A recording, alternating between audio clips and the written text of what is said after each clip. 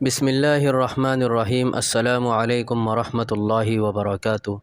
امید ہے تمام سامعین خیر و عافیت سے ہوں گے۔ ایم شمس العالم ظہیری۔ آج کے ویڈیو کا ٹاپک ہے حضور صلی اللہ علیہ وسلم کا امتیاز خصوصی۔ تفصیلات میں جانے سے پہلے آپ سے ایک چھوٹی سی گزارش ہے، اگر آپ ہمارے یوٹیوب چینل پر نئے ہیں تو ہمارے یوٹیوب چینل العمر میڈیا کو سبسکرائب کریں اور لائک کرے، شیئر کرے۔ امام نووی رحمۃ اللہ علیہ کتاب تہذیب میں لکھتے ہیں کہ اللہ تعالیٰ نے اخلاق و عادات کی تمام خوبیاں اور کمالات اور اعلیٰ صفات حضور اقدس صلی اللہ علیہ وسلم کی ذات گرامی میں جمع فرما دی تھی۔ آپ صلی اللہ علیہ وسلم کو اللہ تعالیٰ نے اولین و آخرین کے علوم سے بہرور فرمایا تھا، حالانکہ آپ امی تھے، کچھ لکھ پڑھ نہ سکتے تھے، نہ انسانوں میں سے کوئی آپ صلی اللہ علیہ وسلم کا معلم تھا۔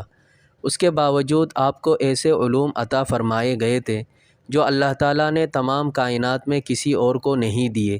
آپ کو کائنات ارضی کے خزانوں کی کنجیاں پیش کی گئی، مگر آپ صلی اللہ علیہ وسلم نے دنیاوی مال و متاع کے بدلے ہمیشہ آخرت کو ترجیح دی۔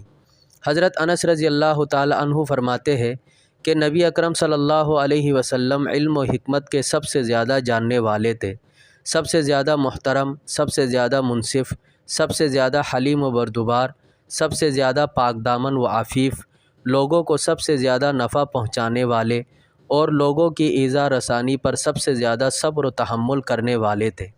بخاری اور مسلم میں حضرت سیدنا انس رضی اللہ تعالی عنہ سے روایت ہے کہ نبی کریم صلی اللہ علیہ وسلم تمام لوگوں میں سب سے زیادہ حسین، بہادر اور فیاض تھے۔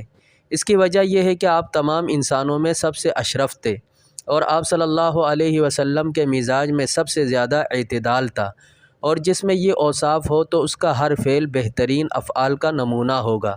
وہ تمام لوگوں میں حسین ترین صورت والا ہوگا اور اس کا خلق اعلیٰ ترین اخلاق کا نمونہ ہوگا۔ حضور اکرم صلی اللہ علیہ وسلم جملہ جسمانی اور روحانی کمالات کے جامع اور خوبصورتی اور نیک سیرتی پر غالب تھے، اور سب سے زیادہ کریم، سب سے بڑھ کر سخی اور سب سے بڑھ کر جود و سخا والے تھے۔ امید ہے آج کی ویڈیو آپ کو پسند آئی ہوگی۔ اللہ رب العزت سے دعا ہے کہ اللہ تعالی ہم سب کو حضور صلی اللہ علیہ وسلم کے طریقوں کے مطابق زندگی گزارنے کی توفیق عطا فرمائے۔ والسلام علیکم ورحمۃ اللہ وبرکاتہ۔